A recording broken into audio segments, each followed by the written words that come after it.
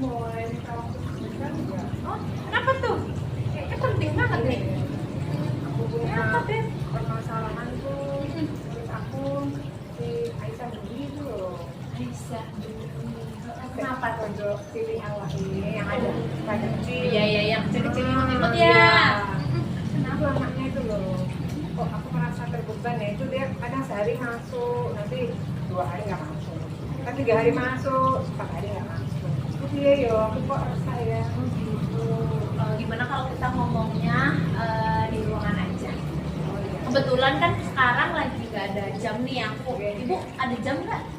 Kebetulan kosong. Oke deh, ya kurang lebih 15 menit. Cukup lah, saya kosong 2 JP kok. Asik deh. Oke deh, yuk kita ngobrol-ngobrol. Bu Dian. Ya Bu.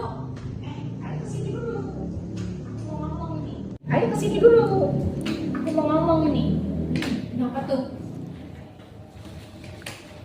Sudah. Gimana rencana coachingnya? Oh iya, pas banget Bu Akbar. Kenapa? Tadi Bu Endah baru aja ngasih tahu kalau ada anaknya yang bermasalah. Pas banget itu. Itu loh si Aisyah Dwi, Aisyah yang kecil-kecil imut. Oh iya, emang kenapa? Nah katanya itu di kelasnya itu dia sering banget tuh nggak masuk kelas, yang izin lah, yang sakit lah kayak gitu. Jadi masuk enggak kayak gitu. Gini nih Bu Dian, mumpung pas banget nih ya kan ada persoalan. Kan ceritanya di guru penggerak itu kan ada tugas nih, gimana tentang coaching. Ada observer, ada coach, ada coaching. Pas banget tuh, tepat banget. Artinya ini waktunya pas banget. Gimana kalau aku jadi observernya? Oke deh, nanti aku coba komunikasikan sama Bu Endah dulu ya, biar dia nyaman juga kan. Cuman gini nih, kan ada pertanyaan observer yang di pra observer. Ya begini, apa ya? Cuman untuk diingat-ingat aja sih. Kira-kira kompetensinya apa aja sih yang perlu dikembangkan untuk seorang coach itu sendiri? Karena ada 3 ya Bu ya, yaitu kehadiran penuh, terus mendengarkan secara aktif dan juga membuat pertanyaan-pertanyaan berbobot. Iya tuh ada 3 ya. Nah kira-kira dari 3 itu kemudian mau mengembangkan yang mana? Nah di permasalahan kali ini aku pengen mengembangkan di memberikan kehadiran secara penuh gitu. Memang sih kompetensi itu emang nggak semua orang bisa ya. Benar juga.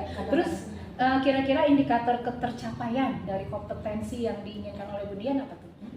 Kalau aku hadir secara penuh berarti aku nggak ada kegiatan lain lah selain mendengarkan nanti masalah-masalah dari masalah-masalah dari Bu Endah gitu. Jadi aku mendengarkan secara penuh dan aku harus concern untuk lihat permasalahan mendetailnya itu apa gitu. Ya udah, berarti janjiannya apa?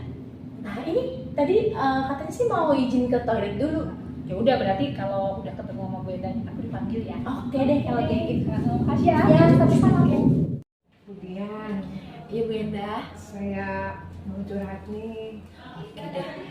Tapi kebetulan banget nih, kan ada tugas nih dari guru penggerak. Nah, Bu Ambar itu mau jadi observer kita nanti. Observer itu apa ya? Ya nanti dia cuma ngelihat gimana kita bincang-bincangnya. Oh iya. Gitu. Boleh nggak? Ada Bu Ambar. Ada Bu Ambar nanti kesini, boleh nggak? Nggak apa-apa deh. Ini juga masalah pribadi kan. Oke deh, siap. Ya Bu Ambar. Oke, ya.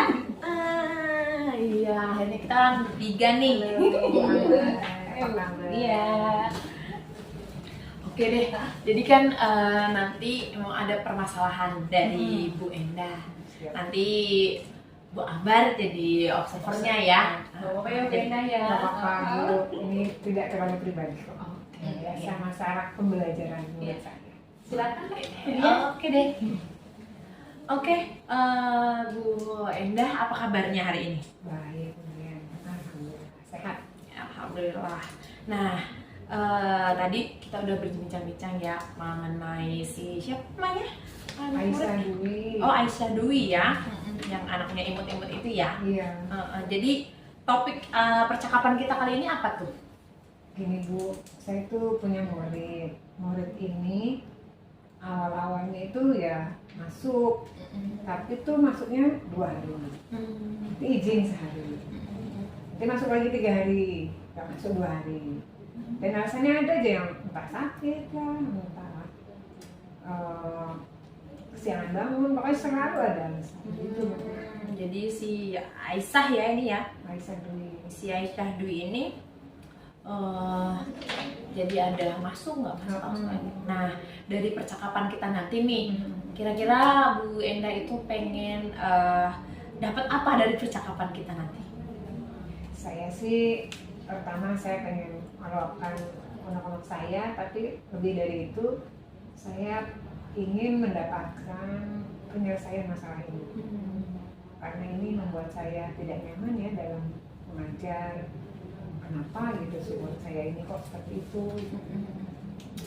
Kira-kira kalau menurut Bu Indah sendiri nih, si Aisyah itu kenapa sih kok melakukan hal itu? Saya beberapa kali sempat bertanya Bu. Pertama nih, waktu saya tanya dia katanya aku diminta traktiran sama temen. Dia bahasanya dia adalah dipalak ya. Dipalak ya. Bahasanya dipalak. Nah, karena dia bahasanya seperti itu, maka saya panggil dong yang punya yang temannya Aisyah ini, saya panggil lalu saya ketemukan. Kejadiannya seperti apa? Kok kamu berani memalak teman? Kan di sini sudah kesepakatan kalau kita tidak ada apa-apa, tidak ada bully. Enggak Bu, saya enggak malak Aisyah Dwi, itu enggak aku. Terus tapi kan ini Bu, aku ngeraktir dia gitu bahasanya. Jadi miskonsepsi ya, maksudnya si Aisyah Dwi itu menganggap bahwa kalau dia memberi jajan temannya itu namanya dia dipalak sama temannya gitu. Masih ini kan saya panggil nggak terima dong. Saya nggak malah kok om dia yang jajanin saya gitu. Itu yang pertama. Udah berlalu ternyata Aisyah Dwi juga mengakui, ya Bu saya sih nggak maksa. Terus saya jadi jelaskan pengertian palak itu nggak seperti itu gitu. Itu namanya kamu mentraktir teman gitu. Nah karena kejadian ini menyangkut uang dan takutnya akan berkepanjangan, kejadian berikutnya besoknya saya panggil Bu itu mamahnya si Aisyah Dwi. Karena dia juga merasa Bu Endah kok anak saya melapor dipalak gitu. Terus saya jelaskan, sudah Bu, sudah saya clearkan, ini kejadiannya tidak, karena mamahnya juga masih ngeyel, masih nggak percaya dan masih taunya itu aduan anak yang paling benar, lalu saya panggil. Saat itu juga saya panggil karena dalam pembelajaran kan mamahnya hadir. Terus saya panggil, tetap keterangannya sama. Dan Aisyah Dwi di depan mamanya juga mengakui bahwa dia memang mentraktir temannya itu. Jadi akhirnya dia baru tahu, oh kenapa kamu kemarin bilangnya palak gitu. Jadi si anak mungkin karena perbenaran kata dan konsep tentang kata itu belum paham, jadi kalau seperti itu dan jadi salah paham. Jadi salah paham orang tua sudah diklirkan ya sama Bu Indah. Jadi selesai hari itu sudah dipanggil tuh temannya yang merasa dia dipalak gitu ya. Bahasanya dipalak padahal sebenarnya dia mentraktir. Apakah menurut Bu Indah ini menjadi alasan dari si Aisyah untuk tidak masuk? Iya. Menurut dia awalnya begitu.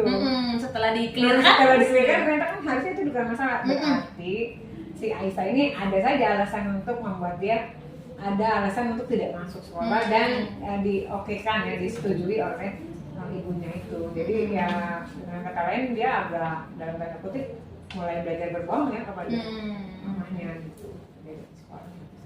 Kalau kira-kira nih, kalau menurut Bu Endah, hubungan antara mamah sama anaknya itu seperti apa, Bu? Oh iya. Nah ya, setelah saya selidiki dan saya sampai home visit loh Bu. Saya ini bagaimana sih keadaan keluarga ini gitu kan. kok seperti ini. Lalu saya home visit, ketika saya home visit, kejadiannya adalah yang di rumah itu ada bapaknya. Bapaknya udah sepuh ya Bu, udah tua. Mamanya dan ayahnya tidak berada di rumah. Lalu bapaknya, maaf ya, rumahnya memang sempit sekali, hanya satu ruang. Nah, ibu nunggu ya, jadi saya juga bingung, saya mau nunggu di mana Pak, gitu kan. Saya kan nunggu di teras, jelang 15-20 menit lah. Datang tuh ayah saya dengan baju main gitu biasa. Terus dia agak kaget makanya, kok ada Bu Guru? Terus saya ke rumahnya, lalu saya tanya, kenapa ini anakku nggak masuk? Gitu.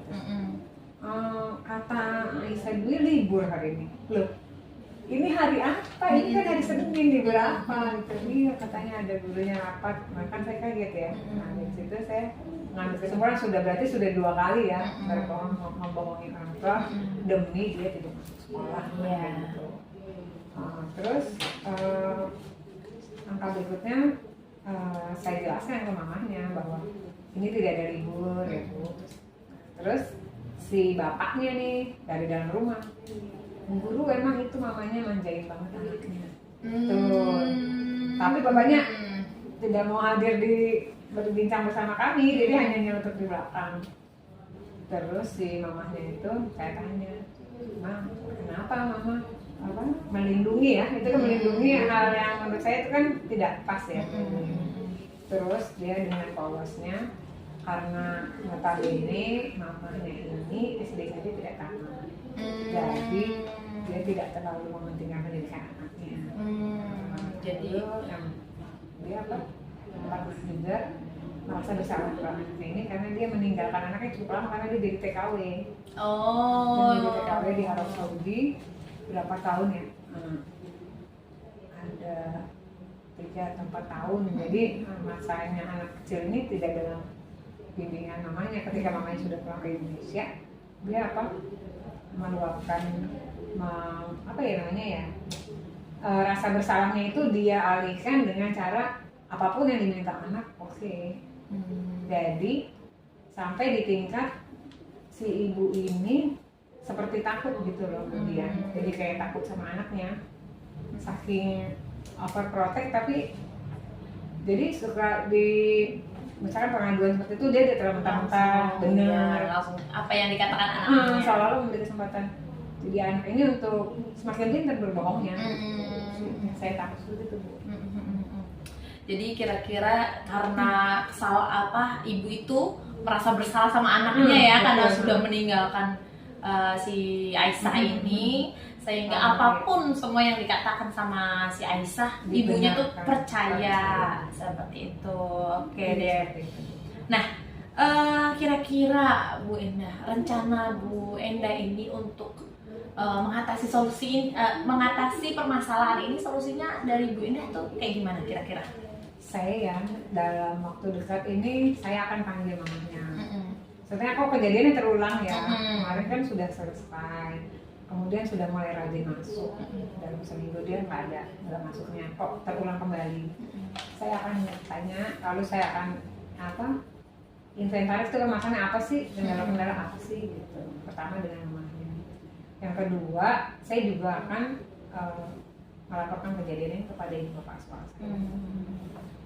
Mungkin ya barangkali ibu bapak sekolah punya kebijakan atau apa. Nah, maka ketiganya adalah rencana saya mempertemukan beliau orang tua murid, ibu bapak sekolah, saya sebagai wali kelas, dan Aisyah Dwi sebagai murid. Gitu. Apakah ada lagi Bu mungkin yang akan Ibu Endah lakukan? Saya sih sejauh ini saya sudah lakukan sih mencari informasi melalui tetangga-tetangga yang merupakan teman sekelas. Jadi saya informan lah ya, cari informan. Ada banyak juga sih yang sudah ngasih masukan gini. Nah itu jadi background data-data lah ya untuk saya, untuk apa yang akan saya lakukan ya sampailah saya ke rencana itu. Jadi Ibu Endah udah mengumpulkan data-data ya. Jadi data-data tadi selain dari orang tua juga dari tetangga-tetangga. Wah, luar biasa. Berarti Bu Endah ini sudah cari data-datanya dulu gitu ya. Kira-kira Bu Endah kriteria keberhasilan yang nantinya ya, karena permasalahan ini berarti agak berulang-ulang gitu ya. Dan rencana-rencana ibu tadi sudah ada, saya tulis ada 3 ya. Pemanggilan orang tua dulu, lalu melaporkan kepada kepala sekolah, dan juga dipertemukan semuanya. Nah, kira-kira itu akan dilakukan kapan gitu, Bu? Saya sih dalam waktu saat ini, Senin lah saya akan panggil orang tua murid Senin. Kemudian nanti berarti kan saya dapat data baru lagi ya, apa sih gitu segala macam. Lalu Selasanya saya akan, di Senin yang sama saya akan melaporkan bahwa ada kejadian seperti ini, tindakan ini sudah saya lakukan, orang tua sudah saya panggil, dan ada bukti buku tamu kan ibu kita iya. ke ibu kepala sekolah. Baru di hari Selasa kan kebetulan hari Selasa ada pembiasaan senam. Pada saat senam itu mungkin kami bisa berdiskusi itu, jadi kita ambil jam senam pembiasaan tadi. Oke. Kira-kira nih Bu Indah, bagaimana Ibu Indah tuh bisa memastikan ini akan berjalan dengan baik gitu? Oh iya. Karena pemanggilannya, karena kan Iya. belum dipanggil. Untuk memastikan semuanya akan sesuai dengan rencana Bu Indah, itu gimana Bu Indah? Ya, makasih Bu. Yang memastikan itu saya akan membuat ini dulu Bu. Mungkin saya akan WA dulu ya. Awal-awal saya akan WA si mamanya Isa ini, meminta waktu. Kan saya rencananya Senin, tapi kan hasil WA itu saya tidak tahu apakah Senin kemana dan alasan segala macam. Ya, langkah pertama saya akan memastikan supaya bisa berhasil bahwa mamanya akan datang, itu saya akan WA dulu. Kalau langsung surat panggilan sekolah tuh biasanya orang tua malah takut ya. Menurut saya lebih enak by WA atau by phone gitu. Setelah itu terjadi, kalau ibu kepala sekolah kan support sangat, jadi tidak ada masalah dengan pihak sekolah yang mungkin akan membutuhkan rencana yang lebih lanjut, ya itu dengan orang tua. By phone dulu. By phone ya. Apakah ada dukungan dari orang lain nih, selain dari Bu Indah sendiri ya? Kira-kira siapa nih dukungan-dukungan yang mungkin dibutuhkan Bu Indah untuk rencana ini biar bisa berhasil? Baik, saya akan melibatkan juga ibu guru agama kami, karena kan juga ada guru agama, ada guru PJOK, dan saya. Guru-guru ini akan saya minta masukannya, memperkuat bahwa apa yang saya katakan itu ada dasarnya, bahwa pada pembelajaran agama, pada pembelajaran PJOK pun demikian. Oke Bu Indah. Nah Bu Indah, kira-kira apa yang bisa Bu Indah simpulkan dari sesi percakapan kali ini nih? Baik, kemudian terima kasih ya. Saya sangat, mengapa saya berani minta coaching sama Budian, diantaranya karena saya merasa Budian itu mumpuni saya, maksudnya bisa membuat saya akhirnya berani ngomong gini, karena saya mau curhat sama siapa bingung ya. Karena saya Budian bisa, saya bisa menjaga rahasia, dan di sini saya merasa masalah saya bisa saya selesaikan sendiri ternyata gitu. Cuma saya butuh penumbuhan aja dari coaching, dan ini sudah, saya merasa sudah menemukan solusinya. Oke, jadi sudah menemukan solusi yang tadi ya Bu ya. Dan bagaimana perasaan Bu Indah setelah melakukan coaching ini? Ya, alhamdulillah lega Bu, senang dan bersyukur. Saya harapan saya nih, habis coaching ini, rencana saya bisa saya wujudkan dan tujuan saya tercapai. Oke deh ya, semoga saja Aisyah nanti bisa sesuai ya dengan apa yang sudah direncanakan sama Bu Indah. Oke, terima kasih Bu Indah ya. Nanti kita akan bertemu lagi untuk membahas bagaimana rencana Bu Indah sudah terlaksana dan apa hasilnya. Gitu ya Bu Indah ya. Baik, makasih Bu Dian sudah memberi waktunya, dan bahkan Bu Dian berkenan ya jika saya akan coaching berikutnya. Iya dong, kan biar tahu si Aisyah ini emang gimana sih, udah selesai atau belum permasalahan. Terima kasih ya, sama-sama Bu Indah. Sudah membantu saya. Makasih juga Bu Indah. Makasih Bu Abah. Sorry ya.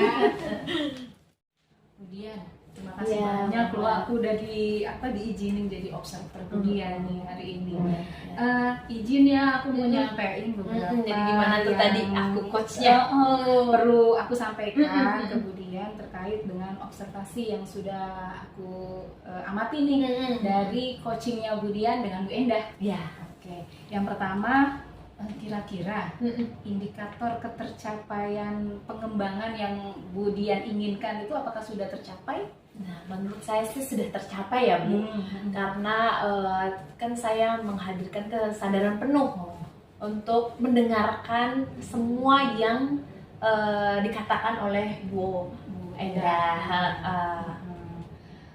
Kemudian nih dari hasil observasi yang aku lihat nih dari Bu Dian, terus Bu Endah, ini izin juga ya aku nyampein beberapa hal. Yang pertama, Bu Dian udah oke banget, sudah menanyakan tujuan kepada Bu Endah, kenapa beliau minta di coaching dengan Bu Dian. Kemudian identifikasi masalahnya pun sudah mengena nih ke Bu Endah, sehingga Bu Endah itu mampu menggali potensi yang ada di dirinya untuk menyelesaikan masalahnya. Misalnya begini, Bu Dian itu tadi sempat menanyakan kenapa sih Aisyah itu sebab Aisyah itu jadi terlambat. Dan Bu Endah itu dengan santainya itu menjawab pertanyaan dari Bu Dian. Artinya dia menggali potensi yang ada di dirinya. Kemudian yang ketiga, pertanyaan berbobotnya juga udah oke banget gitu ya. Karena itu tadi indikator ketercapaiannya sudah berhasil gitu, sehingga pertanyaan berbobotnya itu keluar, ya kan. Kemudian yang keempat, memiliki pandangan yang positif ya di sini. Kemudian sehingga Bu Endah ini mampu menggali lagi gitu kan ya. Berikutnya yang keenam, kriteria keberhasilan atau komitmen pun ditanyakan kepada Bu Endah, sehingga apa yang sudah dia rencanakan itu dia komitmen dirinya sendiri bahwa apa yang saya harus rencanakan itu harus berhasil, gitu kan. Dan yang terakhir, menanyakan kesimpulan, karena emang penting banget di dalam coaching ya kan. Dalam percakapan itu di endingnya itu harus ada ini kesimpulannya bagaimana sih, berhasil apa enggak sih coaching kita gitu ya. Jadi udah bagus banget sih menurut aku. Ya, terima kasih banyak Mbak. Terus nih mau nanya lagi nih, kira-kira dari kan ada 3 kompetensi, kira-kira satu kompetensi yang tadi kan sudah berhasil nih katanya. Aku mau nanya lagi, kompetensi apa lagi sih yang mau Budian kembangkan terkait dengan pelaksanaan coaching? Ya mungkin kalau aku pengen lebih mengembangkan lagi yang pertanyaan berbobot ya Bu, karena di situ kunci untuk biar suasana mengalir dan menggali potensi dari coach kita, biar mereka bisa menemukan solusi-solusi dari pertanyaan-pertanyaan yang berbobot itu. Berarti itu emang yang paling penting ya.